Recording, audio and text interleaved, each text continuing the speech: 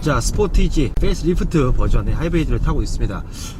뭐 일단은 사실 1.6 터보 하이브리드 이제 곧 있으면은 2.5 터보 하이브리드도 출시가 될 것이고, 벌써 이제 1.6 터보 하이브리드가 나온 지가 꽤 됐어요. 그죠?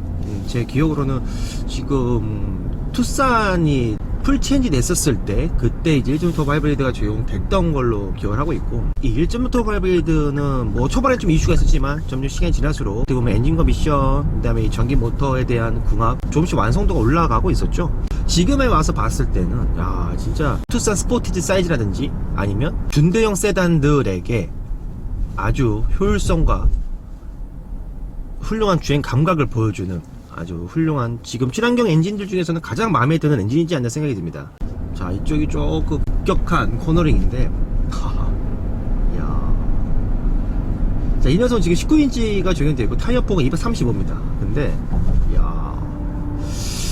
사륜구동도 아니거든요. 이륜구동입니다. 이륜인데도 들어간 거 봐라 이거. 핸들링 반응이 생각보다 좋고 차량이 굉장히 민첩하게 스포트하게 잘 돌아주죠. 그러니까 이게 사실 산타페급이나 소렌토급만 돼도 방금 저 코너에서 약간 좀 버거운 느낌이 항상 있었거든요. 코너링에 대한 한계치, 그리고 롤링에 대한 억제 한계치가 좀 낮았었는데, 투싼도 그렇고 스포티지도 그렇고 방금 돌아왔을 때 느낌이 굉장히 잘 돌아주고 되게 민첩하게 돌아주거든요. 또는 악셀의 반응도가 확실히 하이브리드에서는 일반 내연기관보다는 훨씬 더 빠르고요. 200 초중반대 마력의 힘을 보여주다 보니까 확실히 이 전기 모터가 구동됐을 때와 내연기관 엔진, 가솔린 엔진이 같이 구동이 됐을 때 뭐 주행에 있어서 사실 1.6 터보 하이브리드는 부족함 없고 연비 좋고 최고입니다. 그리고 전기 배터리에서 가솔린 엔진이 개입됐을 때, 아니면 가솔린 엔진이 꺼지고 전기 모터로만 구동이 됐을 때, 이러한 여러 환경 속에서 운전자에게 이제는 이질감을 주지 않다는 겁니다. 그러니까 물론 K8, K8 하이브리드와 이 스포티지 하이브리드를 좀 비교를 해드린다면, 사실 K8 하이브리드와 소렌토 하이브리드는 엔진이 개입됐을 때도 엔진에 대한 사운드 자체의 뭐 소음이나 진동의 차단 능력이 아주 훌륭합니다. 하지만 스포티지는 급에 맞게, 어떻게 보면 급에 맞게끔 그것보단 조금 많이 들려오는 경우지만, 그래도 이 정도면은 정숙한 편이에요. 정말. 전면 쪽에서는 풍절음이 많이 들리지 않지만 왼쪽에 이 도어 트림에서 약간 풍절음 소리 좀 들리고요. 아무래도 이런 풍절음이나 공기전 개수 자체가 사실 겉면만 보더라도 투싼이 조금 더 좋게 느껴질 겁니다. 왜냐면 투싼 같은 경우는 상당히 좀 곡선을 많이 사용했잖아요. 엣지각이 좀 많이 있다 보니까, 엣지가 좀 화려하다 보니까 투싼은 좀 각진 것처럼 보이지만 의외로 곡선 부분이 많습니다. 하지만 스포티지 같은 경우는 화려한 엣지는 없지만 전반적으로 차량의 외판들이 확실히 조금 직각 낀 그런 느낌이 있죠. 그러다 보니까 약간의 풍절음이랑 이런 부분들은 스포티지가 약간은 좀 유입이 된다고 보시면 될 것 같고요. 근데 이 스티어링 휠이 아주 기존에 너무 좋네요. 이거 이게 기존에는 원형이었고 3스포크지 않았습니까? 근데 지금은 거의 약간 정말 프랑스라든지 프랑스 자동차, 특히 이제 뭐 푸조 브랜드가 이런 육각형 형태의 스티어링 휠을 처음으로 채택을 했었었는데, 그러한 느낌과 아주 유사하게 사실 두 손 알고 한 손으로 운전할 때 많잖아요. 근데 이 각진 부분, 요런 부분이랑 요런 부분 이렇게 딱 다 잡았을 때 확실히 이 원형이랑 느낌이 다릅니다. 그래서 슥슥 갈 때도 이렇게 좀 잡는 어느 위치를 잡아도 되게 편하네요. 스티어링 휠을 타악할 수 있는 준비라고 해야 될까? 그런 부분들이 아주 안정적입니다. 어느 부분을 잡아도 정말 안정적이에요. 사실 고속에서의 이 살짝 코너링 이런 부분들 느낌이 샥 말려가는 느낌이 상당히 좋습니다.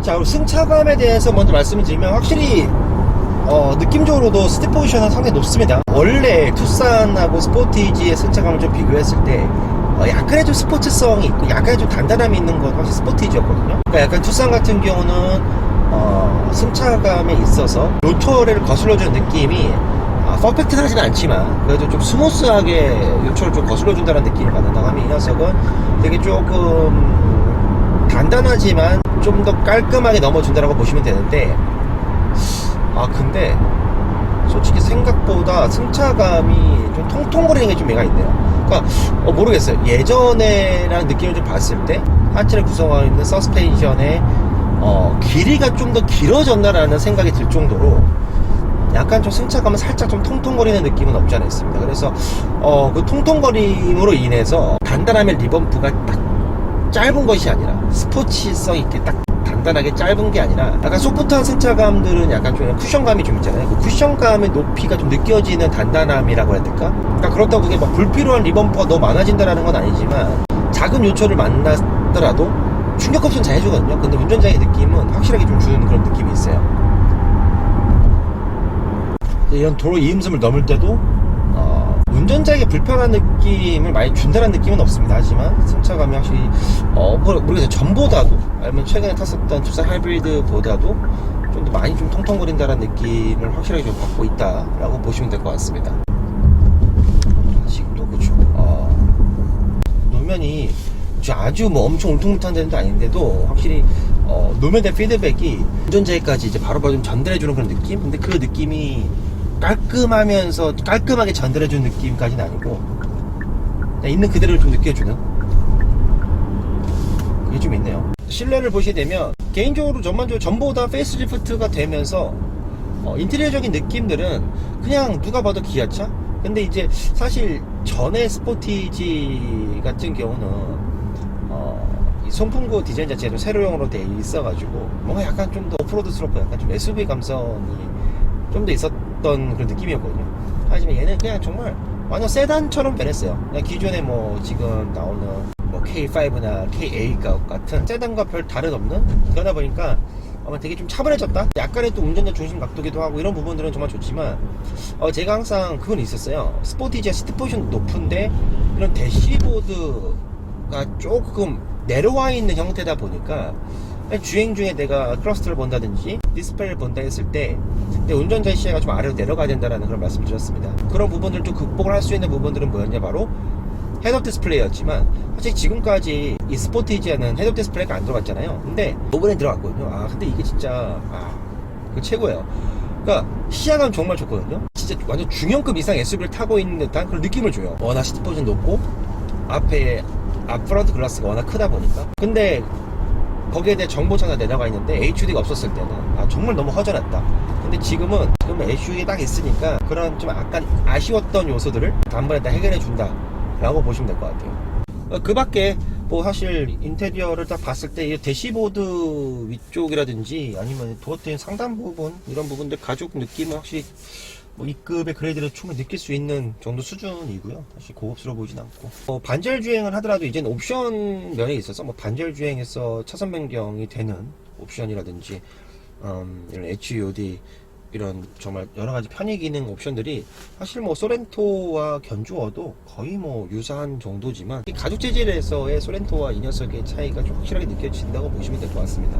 하지만 이제는 옵션 강화가 너무 잘 돼 있어서 사실 옵션 면으로 봤을 때는 전혀 뭐 윗급에 있는 세그먼트 차량들이 절대 부럽지 않을 정도로 상품성은 좋아졌다 라고 볼 수가 있고요.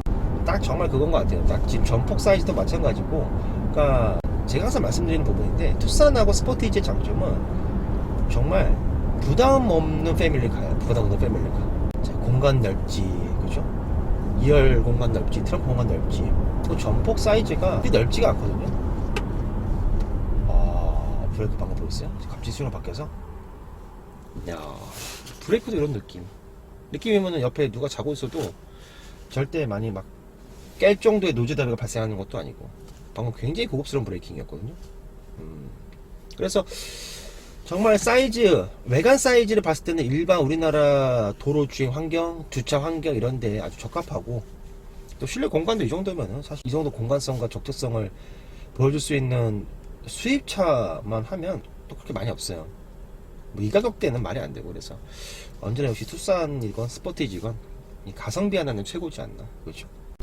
그 외관에 대해서는 저는 페이스리프트는 나는 성공적이었다라고 보시면 될 것 같습니다. 사실 투싼도 그렇고 스포티지도 그렇고 다 호불호가 아주 확실하게 분명하게 구분되는 모델들이에요. 차량을 구매하는 소비자들은 아무래도 좀 젊은 층이 많다 보니, 그래서 오히려 젊은 층한테는 훨씬 더 좀 스포티지 하이브리드가 투싼 디자인보다는 좀 더 많은 선택을 받았었습니다. 근데 그렇다고 해서 스포티지를 선택한 젊은 층들이 뭐 스포티가 너무 마음에 들어서 그런 것보다도 나도 투싼보다 좀 더 낫다는 느낌으로 너무 독특하게 생기지 않았었나요? 그 전에는. 근데 지금은 기아 자동차의 아이덴티티를 느낄 수 있으면서도 딱 직각으로 떨어지고, 그리고 이 세로형 헤드램프는요, 이 세로형 헤드램프를 제가 요번에 카니발 페이스리프트 모델과 KA 페이스리프트 모델에서 느꼈지만, 와, 이 세로형 헤드램프의 이 조사각이나 밝기 이런 부분들이 야간 주행에서 너무 좋더라고요. 그러니까 정말 오토하이빔을 굳이 쓰지 않아도 될 정도로의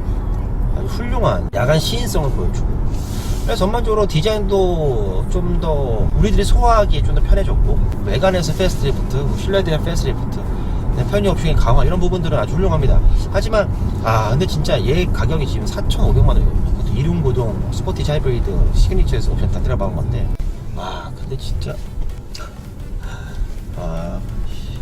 가격 살벌해요. 가격이 이제 4,500.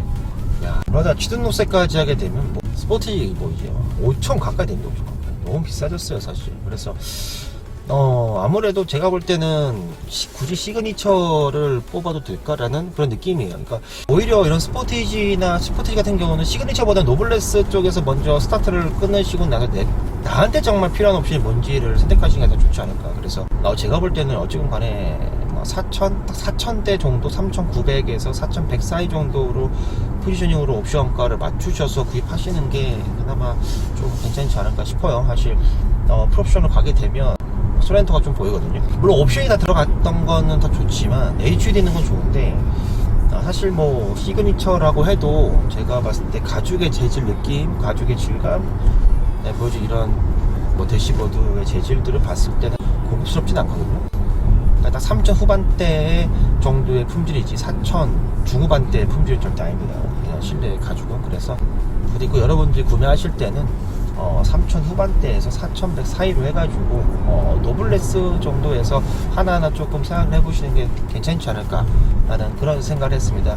우선은 그리고 휠 같은 경우도 19인치는 좀 피하셔라. 그러니까 휠에서 오는 이 충격 흡수, 휠에서의 느껴지는 이 승차감도 분명히 존재합니다. 그래서 제가 볼 때는 하이브리드에서 휠이 크면 좀 이쁜 차도 있어요. 투싼은 휠이 크면 이쁜데, 개인적으로 스포티지 같은 경우는 오히려 좀 전장이 길지만 그래도 휠이 너무 휠이 너무 화려하잖아요. 그래서 19인치 안 하셔도